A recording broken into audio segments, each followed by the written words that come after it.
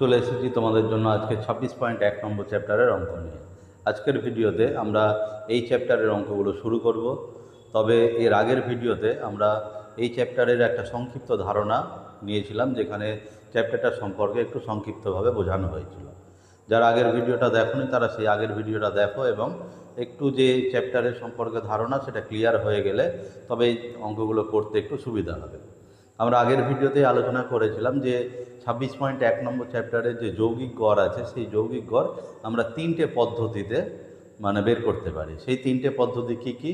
একটা প্রত্যক্ষ পদ্ধতি, একটা হচ্ছে কল্পিত গড় পদ্ধতি, আরও একটা হচ্ছে ক্রমবিচ্যুতি পদ্ধতি। এই যে পদ্ধতি তিনটে, সেই পদ্ধতি তিনটের অঙ্ক আমরা আজকে শুরু করব। তবে এই চ্যাপ্টারের শুরু আমরা 1 নম্বর অঙ্ক থেকে করব না, আমরা এই চ্যাপ্টারের শুরু করব হচ্ছে 7 নম্বর অঙ্ক থেকে।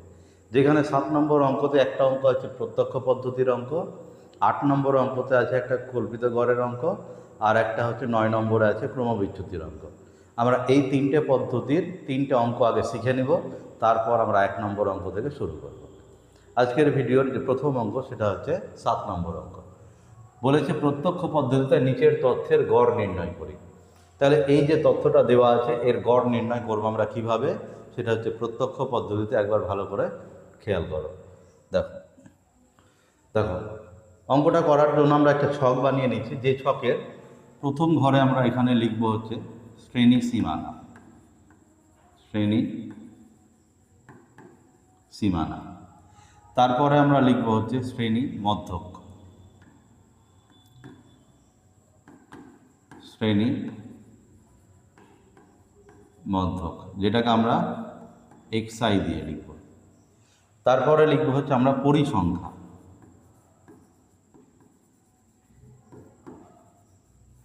পরিসংখ্যা, যেটাকে আমরা লিখব হচ্ছে fi দিয়ে।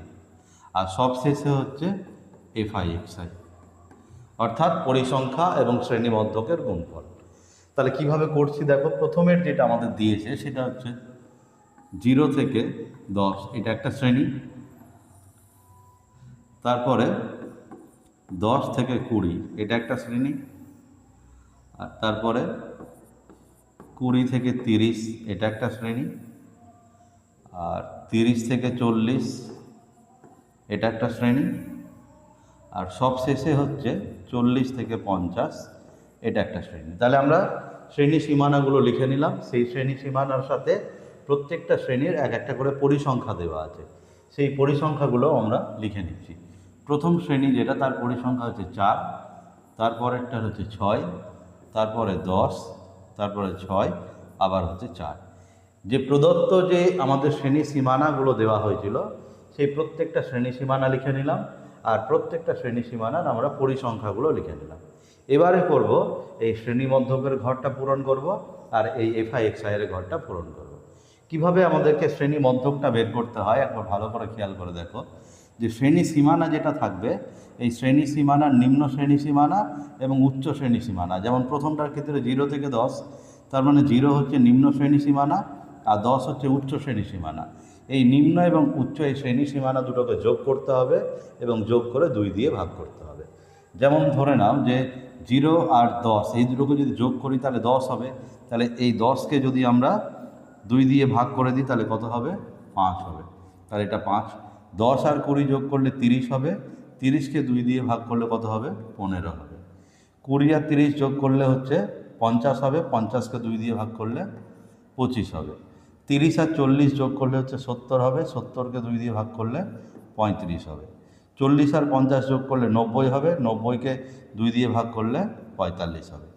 তোমরা এইভাবে পূরণ করবে। তবে এর একটা পদ্ধতি তোমরা যদি খেয়াল করো, এর একটা ব্যাপার দেখে তোমরা বুঝতে পারবে যে প্রত্যেকটা কত করে হবে। যেমন ধরে নাও প্রথমটা 5 হলো, তারপরেরটা 15 হলো, তার মানে 5-এর থেকে 10 বাড়লো 15, তারপরে 15 থেকে আবার 10 বাড়লো। তার মানে তুমি একটা ট্রেন্ড দেখলে বুঝে যাবে যে 10-10 করে বাড়ছে বা 20-20 করে বাড়ছে, এরকম তোমরা একটা আন্দাজ পেয়ে যাবে।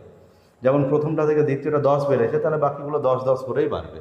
তার মানে বাকিগুলো যোগ করে 2 দিয়ে ভাগ না করে তোমরা এমনিও লিখে দিতে পারবে 5, 10, 15, 5, 15, 25, 35, 45, 10-10 করে বাড়িয়ে দিলাম। তবে এই 10-10 করে কখন বাড়বে? যদি এই গ্যাপটা 10 থাকে, শ্রেণী সীমানার যে গ্যাপটা সেটা যদি 10 থাকে তাহলে 10 করে বাড়বে। শ্রেণী সীমানার গ্যাপটা যদি 20 থাকে তবে 20 করে বাড়বে। তাহলে এটা তোমরা অঙ্কের ভেদে অঙ্ক দেখে তোমাদেরকে এটা একটা বুঝতে হবে। আর সেটা যদি বুঝতে না পারো তাহলে জেনুইন যে মেথড যোগ করে 2 দিয়ে ভাগ করা, তোমরা সেভাবেই করতে পারবে। এবারে করবো কি আমরা এফআই এক্সআই, অর্থাৎ এফআই এর ঘরে যে সংখ্যাটা আছে এটা আর এক্সআই এর ঘরে যে সংখ্যাটা আছে এটা, এই দুটোকে আমরা কি করব, গুণ করব। তাহলে এখানে 5 গুণিত 4 সমান হচ্ছে কত, 20। তারপর এই লাইনের জন্য এফআই এর ঘরে 6 আর এটা গুণ করলে কত হবে, 6 গুণিত 15 সমান এটা হয়ে যাবে 90। তারপর এটা কত হবে, 10 গুণিত 25, তাহলে এটা হয়ে যাচ্ছে কত, 250। 6 গুণিত 35, এটা হবে হচ্ছে আমাদের 6 গুণিত 35, তাহলে এটা আমাদের হচ্ছে কত, 210। আর 4 গুণিত 45, এটা আমাদের হবে হচ্ছে কত, 180। তাহলে এই ছকটা আমরা কমপ্লিট পূরণ করে নিলাম। এবারে আমরা কি করব, যে এদেরকে যোগ করব। কোন কোন রাশিমালাটাকে যোগ করব, একটা হচ্ছে আমরা এফআই এর ঘরে যারা আছে তাদেরকে যোগ করব, সেই জন্য এটাকে লিখবো সামেশান এফআই। এই সামেশান চিহ্নটার মানে হচ্ছে সবাইকে যোগ করে দেওয়া। তাহলে সামেশান বা সিগমা, যেটাকে ক্যাপিটাল সিগমাও বলা হয়, তাহলে এই capital sigma FI is equal two FI এর ঘরে যারা আছে তাদেরকে কি করতে হবে, যোগ করতে হবে। 4 আর 6 10, 10 আর 10 20, 20 আর 6 26, 26 আর 4 30। তাহলে সামেশান এফআই বা সিগমা এফআই এর ভ্যালু কত, 30। আর কোন রাশিটাকে আমরা যোগ করব, সেটা হচ্ছে এফআই এক্সআইকে যোগ করব। তাহলে এটাকে লিখবো সিগমা এফআই এক্সআই। তাহলে এই পুরোটাকে যোগ করলে কত হবে, 20 আর 90, 250, 210 আর 180, এদেরকে যোগ করতে হবে। তাহলে যোগ করো, 0 সবকটা শেষে 0 আছে, এককের ঘরে 0 হয়ে গেল। তারপর 2 আর 9 11, 11 আর 5 16, 16 একে 17, 17 আর 8 25, 25 5 হাতে থাকলো 2। তাহলে 2 আর 1 3, 3 আর 2 5, 5 আর 2 হচ্ছে 7, আর উপরে তো নাই, তাহলে এটা হয়ে গেল কত, 750। তাহলে এই হচ্ছে আমাদের এফআই এক্সআই এবং এই হচ্ছে আমাদের সিগমা এফআই। তাহলে এবার আমাদের কল্পিত এই প্রত্যক্ষ পদ্ধতিতে গড় নির্ণয়ের যে সূত্র, সেই সূত্রটা কি, নির্ণেয় যৌগিক গড়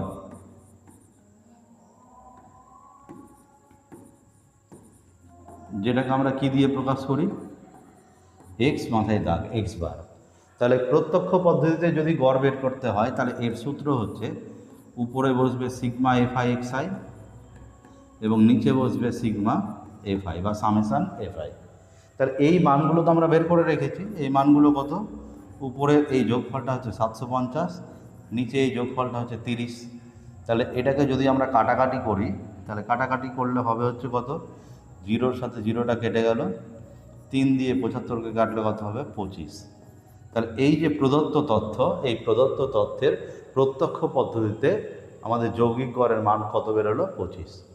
যদি আমাদের অঙ্কতে এখানে এই যে শ্রেণী যেটা দেওয়া আছে, এই শ্রেণীর কোনো একক দেওয়া থাকে, মানে এই যে শ্রেণীর এখানে যে শ্রেণীটা দেওয়া আছে, এই শ্রেণীর যদি কোনো একক দেওয়া থাকে,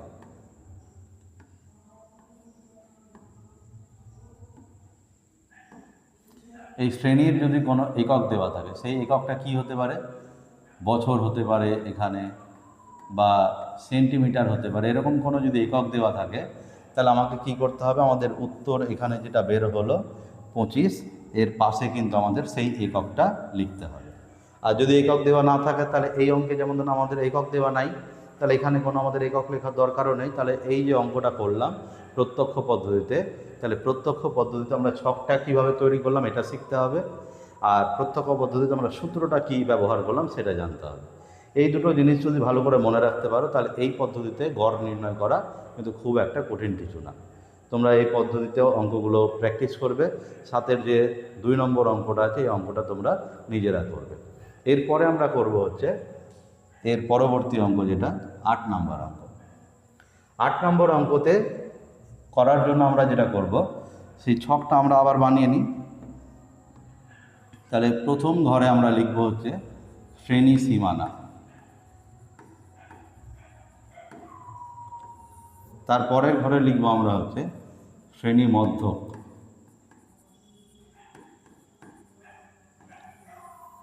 যেটাকে আমরা xi দিয়ে লিখি। তারপরের ঘরে আমরা লিখব হচ্ছে পরিসংখ্যা, যেটাকে আমরা fi দিয়ে লিখছি। এরপরে আমাদের একটা নতুন ঘর হবে, সেটা হচ্ছে ডিআই।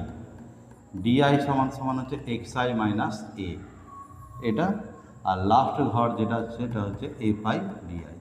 তাহলে এটা হচ্ছে কল্পিত গড় পদ্ধতিতে, মানে আমরা যে গড় নির্ণয় করব তার ছক কীভাবে তৈরি করতে হবে, কি কি লিখতে হবে, তোমরা একটু ভালো করে খেয়াল করবে। এবারে আমরা সেই শ্রেণী সীমানাগুলো লিখে নিই। কত করে দিয়েছে? 0 থেকে 40 একটা, তারপরেরটা দিয়েছে কত? 40 থেকে 80, তারপরেরটা দিয়েছে কত? 80 থেকে 120, তারপরেরটা দিয়েছে কত?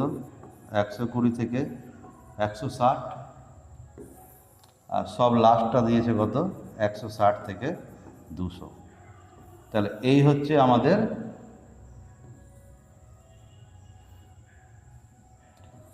গড় নির্ণয়ের ছক। কোন পদ্ধতিতে? কল্পিত গড় পদ্ধতিতে। আমাদের এখানে যেটা দেওয়া আছে সেই পরিসংখ্যাগুলো আমরা একটু লিখে নিই। পরিসংখ্যাগুলো আমাদের যেটা দেওয়া আছে সেটা হচ্ছে প্রথমটার পরিসংখ্যা দেওয়া আছে 12, তারপরেরটার পরিসংখ্যা দেওয়া আছে 20, তারপরেরটার পরিসংখ্যা দেওয়া আছে 25, তারপরেরটা হচ্ছে 20, তারপরেরটা হচ্ছে 13। তাহলে এই পরিসংখ্যাগুলো এবং শ্রেণী সীমানাগুলো আমরা লিখে নিলাম। এবারে আমরা যেটা করব সেটা হচ্ছে কি, এর বাকি যে ছকগুলো সেই ছকগুলো আমরা পূরণ করে দেব। তাহলে শ্রেণী মধ্যকের ছকটা কীভাবে পূরণ করবো সেটা আগের অঙ্কটাতেই শিখে নিলাম। 0 আর 40 যোগ করলে কত? 40, তাকে 2 দিয়ে ভাগ 20। 40 আর 80 যোগ করলে কত? 120, একে 2 দিয়ে ভাগ করলে কত? 60। তার মানে ব্যাপারটা বুঝে নাও যে 20-র পরে 40 বাড়লো। কেন 40 বাড়লো? কারণ শ্রেণী সীমানা গ্যাপটা দেখো 0 থেকে 40, তাই না? সেই জন্য 40 করে বাড়ছে। তাহলে বাকিগুলো যোগ করে 2 দিয়ে ভাগ করেও বের করতে পারো, অথবা তুমি এই যে ট্রেনটা বুঝতে পারলাম যে 40 করে বাড়ছে, তাহলে আমরা এখানে 40 করে বাড়িয়ে লিখে নিতে পারি। তাহলে তারপর একটা 100 হবে, তারপর একটা 140 হবে, আর তারপর একটা 180 হবে। তাহলে এটা আমরা লিখে নিলাম। তোমাদের সন্দেহ থাকলে তোমরা একবার কি করবে, এই দুটোকে যোগ করে 2 দিয়ে ভাগ করে এটা আসছে কিনা সেটাও একবার যাচাই করে নেবে। এবারে আমরা কি করব, DI is equal to xi minus A, এই ছকটা পূরণ করার জন্য আমাদের একটা কল্পিত গড় ধরে নিতে হবে। সেই কল্পিত গড় কোথায় থেকে ধরবো? এই যে xi এর যে ঘরটা, এই xi এর যে তথ্যগুলো আমরা পেলাম সেই তথ্যের মধ্যে থেকে কোনো একটা সংখ্যাকে কল্পিত গড় হিসাবে ধরে নিতে হবে। তবে এই তথ্যের মাঝামাঝি থাকা কোনো একটা সংখ্যাকে ধরবো, বা মাঝামাঝির কাছাকাছি থাকা কোনো সংখ্যাকে। তাহলে আমি এই কল্পিত গড় হিসাবে এই 100কে ধরে নিলাম। তাহলে এ হচ্ছে আমাদের সেই কল্পিত গড়, যার মান কত? 100। তাহলে এই এর মান যদি 100 হয়, তাহলে আমাকে এই ঘরে কি করতে হবে? xi মাইনাস এ। তাহলে এই ঘরের জন্য আমার xi কত? 20, আর এ কত? 100। তাহলে এখানে আমার হবে কত? 20 বিয়োগ 100 সমান হচ্ছে কত? -80। তারপরে এই ঘরের জন্য আমার xi কত? 60। তাহলে এখানে হবে 60, আর এর মান তো সবসময় 100, তাহলে এটা হবে কত? -40। এই ঘরের জন্য আমার xi কত? 100, আবার এ কত? সেটাও 100, তাহলে এখানে হবে কত? 100 বিয়োগ 100 সমান হচ্ছে 0। এই ঘরের জন্য আমার xi কত? 140, তাহলে এখানে হবে কত? 140 থেকে 100 বাদ, সেটা হচ্ছে 40। আর এই ঘরের জন্য আমার xi কত? 180, তাহলে এখানে হবে 180 থেকে 100 বাদ, সেটা হয়ে গেল কত? 80। তাহলে আমরা ডিআই এর ঘরটা পেয়ে গেলাম। এবার আমরা করব কি, এই এফআই এর সাথে ডিআইগুলো গুণ করে দেব। তাহলে এফআই কত আমাদের? 12। তাহলে 12-র সাথে -80 গুণ করলে তাহলে এটা হয়ে গেল কত? -8 12 96, মানে কত? 960। মানে এখানে তোমরা এই 12-র সাথে -80 এটা গুণ করেও দেখাতে পারো, বা সরাসরি লিখে নিতে পারো। তাহলে এখানে 12-র সাথে -80 আমি সরাসরি গুণ করে মনে মনে গুণ করে লিখে নিলাম কত? -960। এরপরে হচ্ছে আমার এফআই কত? 20, আর এই ডিআই কত? -40। তাহলে এই দুটো গুণ করলে কত হবে? -800।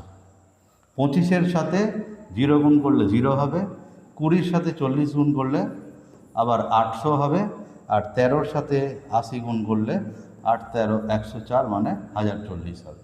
তাহলে এখান থেকে আমরা কি করলাম, এফআইডিআই এর মানটা ছকটা পূরণ করে নিলাম। এবারে কি করতে হবে, এই ছকে আমাকে দুটো জিনিসের যোগফল বের করতে হবে। একটা হচ্ছে সামেশান এফআই, মানে এফআই যারা আছে তাদের যোগফলটা বের করতে হবে।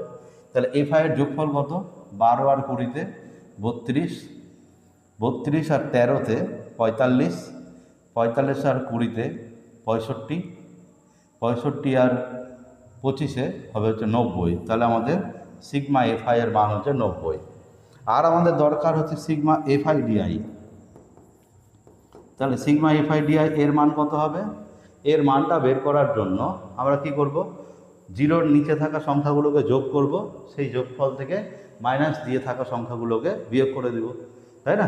তাহলে এখানে আমাদের জিরোর নিচে যে 800 আর মাইনাস 800 আর 1040 আছে, এই দুটো আমাদের মানে যোগ করতে হবে, আর এই দুটো সংখ্যা বিয়োগ করতে হবে। তবে একটা জিনিস খেয়াল করে দেখো, এটা হচ্ছে +800 আর এখানে এটা হচ্ছে -800, এই দুটো যোগ বিয়োগ করার সময় কী হবে, কেটে যাবে। বা তোমাদের যদি এই যোগটা একসাথে প্লাস মাইনাস থাকলে যদি অসুবিধা হয়, তোমরা কিন্তু এটাকে রাফে এরকমভাবে লিখে নিয়ে করতে পারো।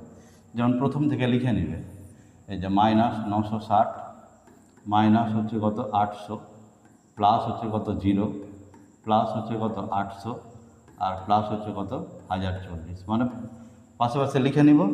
লিখে নিয়ে কি করব, এদেরকে কাটাকাটি করব, ঠিক আছে? কাটাকাটি করব, তাহলে কি -800 আর +800 কেটে গেল, -960 আর 1040 কত হবে, +80।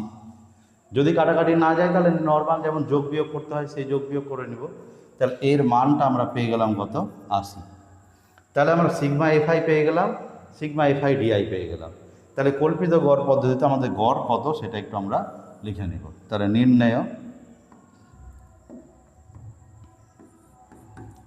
নির্ণেয় যৌগিক গড়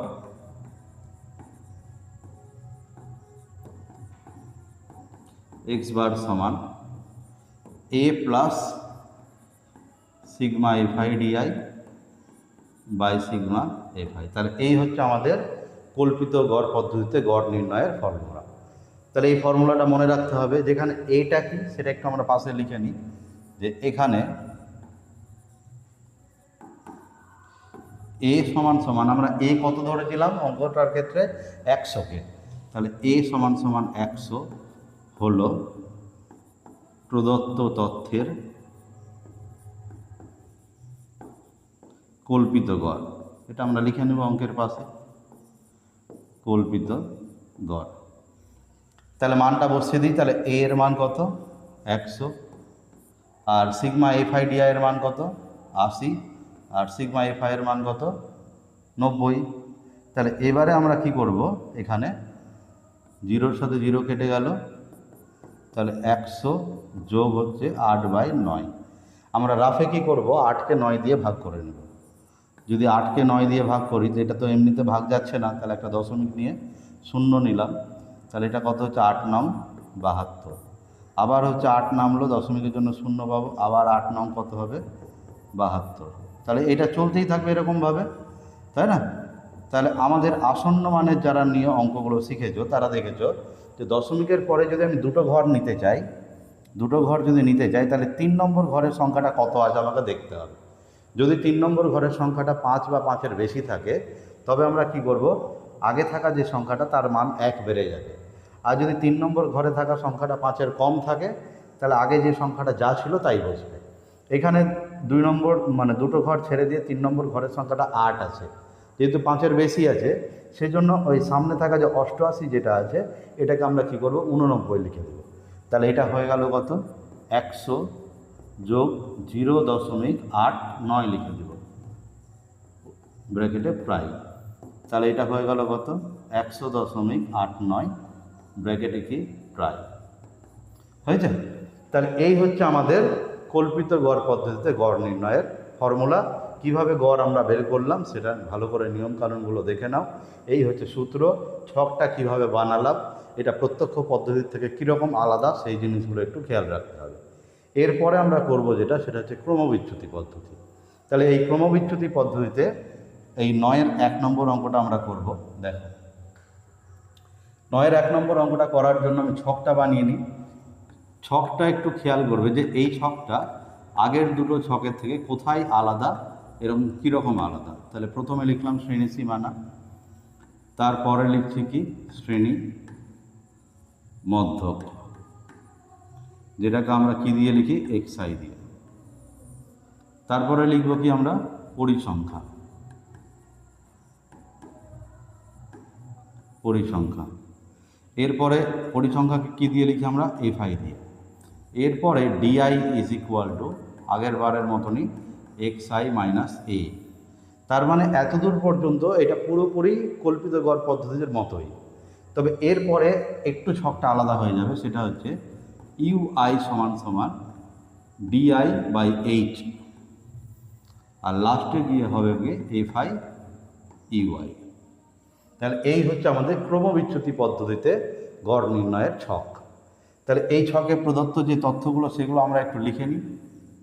কীরকম লিখব? প্রথমটা যেটা দেওয়া আছে সেটা হচ্ছে 0 থেকে 30, তারপরেরটা কত দেওয়া আছে 30 থেকে 60, তারপরেরটা দেওয়া আছে 60 থেকে 90, 90 থেকে 120, তারপরেরটা হচ্ছে 120 থেকে 150।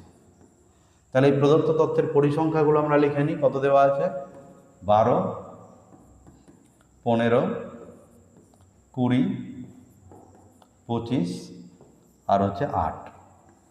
তার এই হচ্ছে আমাদের মানে প্রদত্ত যে রাশিগুলো যা মান দিয়েছিল সেগুলো আমরা ছকের মধ্যে লিখে নিলাম। তাহলে ছকটা আমরা একটু দাগ টেনে কমপ্লিট করে নিচ্ছি, ঠিক আছে। এবারে ছকের বাকি ঘরগুলো পূরণ করব। সেই বাকি ঘরগুলো পূরণ করার জন্য কি নিয়ম হবে সেটা তোমরা আগের পদ্ধতিতে মোটামুটি আগের অঙ্ক দুটোতেই মোটামুটি শিখে ফেলেছো। তাহলে এখানে হচ্ছে আমরা এই ছকটা কিভাবে পূরণ করছি দেখো।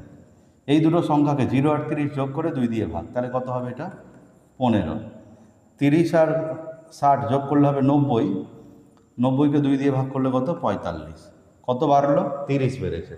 কেন 30 বেড়েছে? কারণ শ্রেণী সীমানার গ্যাপটা কত আছে 30 আছে। তাহলে 30 30 করে বাড়বে। তাহলে 15-র সাথে 30 যোগ করলে 45, 45-এর সাথে 30 যোগ করলে 75, এর সাথে 30 যোগ করলে 105, এর সাথে 30 যোগ করলে 135। তোমরা এইভাবেও বের করে নিতে পারো, বা যেটা জেনুইন পদ্ধতি যোগ করে 2 দিয়ে ভাগ সেটাও করে নিতে পারো। এবার কি বলেছিলাম যে এ মানে কি xi এর ঘরে থাকা যে সংখ্যাগুলো শ্রেণী মধ্যকে তার মধ্যে থেকে একটা সংখ্যাকে কল্পিত গড় ধরে নিতে হবে। এবার কল্পিত গড় হিসাবে আমরা যে কোনো সংখ্যাটাকেই ধরতে পারি, 15 ধরতে পারি, 45 ধরতে পারি, 75, 105 যে কোনো। তবে আমাদের তথ্যের যে গড় বের করবো সেই তথ্যের গড়ে যেন ত্রুটির পরিমাণ খুবই সামান্য হয়, তার জন্য কি করতে হবে কল্পিত গড়কে মাঝামাঝির দিকে থাকা কোনো সংখ্যাকে ধরতে হবে। যেমন এখানে 75 আছে মাঝামাঝিতে, তার আমি 75কেও ধরে করতে পারি, কেউ 45কে ধরেও করতে পারে। তবে আমি যেহেতু 75টা মোটামুটি একদম মাঝে আছে সেই জন্য 75কেই আমরা কি করব কল্পিত গড় হিসাবে ধরে নেব। তাহলে এই হচ্ছে আমাদের কল্পিত গড়। তাহলে এই ছকটা পূরণের জন্য আমাদের এই ছকের জন্য xi কত 15 আর a কত 75, তার মানে এখানে কত হবে 15 বিয়োগ 75 সমান সমান কত -60। তারপরে এই ঘরের জন্য আমার xi কত 45, তাহলে আমরা এখানে কত লিখব 45 বিয়োগ 75 সমান সমান কত হবে -30। তারপরে এই ঘরের জন্য xiও 75 এও 75, তাহলে এখানে কত হয়ে যাবে 75 বিয়োগ 75 সমান 0। তারপরেরটা কত হয়ে যাবে তাহলে 105 বিয়োগ 75 সমান হচ্ছে 30, আর তারপরেরটা হচ্ছে 135 বিয়োগ 75 সমান হচ্ছে কত 60। তাহলে এই হচ্ছে আমাদের মানে ডিআই এর ঘর। এবার কি করব ইউআই মানে কি ডিআইকে এইচ দিয়ে ভাগ। এবার তোমাকে জানতে হবে যে এই এইচটা কী জিনিস। এইচটা হচ্ছে এই যে শ্রেণী সীমানাগুলো দেওয়া আছে না, শ্রেণী সীমানাগুলো যে দেওয়া আছে এই শ্রেণী সীমানা থেকে আমাকে শ্রেণী দৈর্ঘ্যটা বের করে নিতে হবে। তাহলে এই যে প্রদত্ত তথ্য, এই প্রদত্ত তথ্যের যে শ্রেণী সেই শ্রেণীগুলোর দৈর্ঘ্য কত, অর্থাৎ আমাদের শ্রেণী দৈর্ঘ্যটা জানতে হবে। তাহলে এখানে শ্রেণী দৈর্ঘ্যটা কত হবে সেটা যাচাই করার জন্য আমাদের কি করতে হবে এই শ্রেণী সীমানাগুলোর দিকে তাকাতে হবে। সবার প্রথম দেখতে হবে যে এই শ্রেণী সীমানাগুলো কন্টিনিউয়াস আছে কিনা। যেমন কন্টিনিউয়াস আছে কিনা বুঝবো কী করে, প্রত্যেকটা শ্রেণীর উচ্চ শ্রেণী সীমানা আর তার পরের শ্রেণীর নিম্ন শ্রেণী সীমাটা একই থাকতে হবে। যেমন এই শ্রেণীর উচ্চ শ্রেণী সীমানা 30, পরের শ্রেণীর নিম্ন শ্রেণী সীমানা 30, তার মানে এটা একই আছে, মানে কন্টিনিউয়াস। এখানে 60 আছে, এখানে 60 আছে, তার মানে কন্টিনিউয়াস। এইরকম প্রত্যেকটাতেই এই শেষেরটা আর পরের শ্রেণীর শুরুরটা সেম থাকতে হবে, তবে সেটাকে কি বলা হয়? কন্টিনিউয়াস। যদি কন্টিনিউয়াস থাকে তবে এদের যে গ্যাপটা, সেই গ্যাপটাকেই বলা হয় শ্রেণী দৈর্ঘ্য। তাহলে এখানে এই যে শ্রেণী দৈর্ঘ্য, প্রত্যেকটা শ্রেণীর ক্ষেত্রে কত? এইচের মানটা 30। তাহলে এখানে আমরা এই যে শ্রেণী দৈর্ঘ্য তার মানটা যেহেতু 30, তাহলে আমরা এখানে এইচের জায়গাতে এখানে লিখে নেব ব্র্যাকেটে এইচ ইকুয়াল টু কত? 30। তাহলে ডিআই এর যে মানগুলো তাকে কি করতে হবে? 30 দিয়ে ভাগ করতে হবে, কারণ এইচ এর মান কত? 30। এবারে এই ডিআই এর ঘরে কত পেয়েছি আমরা? -60। -60কে 30 দিয়ে ভাগ করলে কত হবে? -2। এই ডিআই এর ঘরে কত পেয়েছি? -30। -30কে 30 দিয়ে ভাগ করলে কত হবে? -1। 0কে 30 দিয়ে ভাগ করলে 0, 30কে 30 দিয়ে ভাগ করলে 1, আর 60কে 30 দিয়ে ভাগ করলে কত? 2। তাহলে আমরা ইউআই এর ঘরটা পেয়ে গেলাম। এবারে কি করতে হবে? এফআইকে ইউআই দিয়ে গুণ করতে হবে। তাহলে এফআই এর ঘরে কত আছে? 12, একে গুণ করতে হবে কি দিয়ে? ইউআই দিয়ে। তাহলে 12 আর -2 গুণ করলে কত হবে? -24। তারপরের এফআই কত? 15, ইউআই কত? -1। তাহলে এদের গুণফল কত হবে? -15। এফআই কত? 20, এখানে ইউআই কত? 0, তাহলে এদের গুণফল কত হবে? 0। এখানকার এফআই কত? 25, এখানকার ইউআই কত? 1, এদের গুণফল কত? 25 হবে। আর এখানকার এফআই কত? 8, এখানকার ইউআই কত বেরিয়েছিল? 2, তাহলে 8 দুগুণে কত? 16। তাহলে এই হচ্ছে আমাদের পুরো ক্রমবিচ্যুতি পদ্ধতিতে অঙ্ক করার তার পুরো ছকটা কমপ্লিট হলো। এবারে আমাদের এখান থেকে কি বের করতে হবে? সেম একই সিগমা এফআইটা বের করতে হবে। তাহলে সিগমা এফআই কত হবে? 12 15তে 27, 27 আর 8-এ 35, 35 আর 20-তে হচ্ছে 55, 55 আর 25-এ কত হচ্ছে? 80। তাহলে আমাদের এই সিগমা এফআইটা কত বেরিয়ে গেল? 80। আর বের করতে হবে কি? Sigma fi ui, sigma fi ui. তাহলে এই সিগমা এফআই ইউআইটা কত হচ্ছে সেটা আমাদেরকে এখানে যোগ করতে হবে। তাহলে এখানে আবার সেই একই গল্প, যে এই সংখ্যাগুলো দেখতে পাচ্ছি কিছুটা নেগেটিভ কিছুটা পজিটিভ।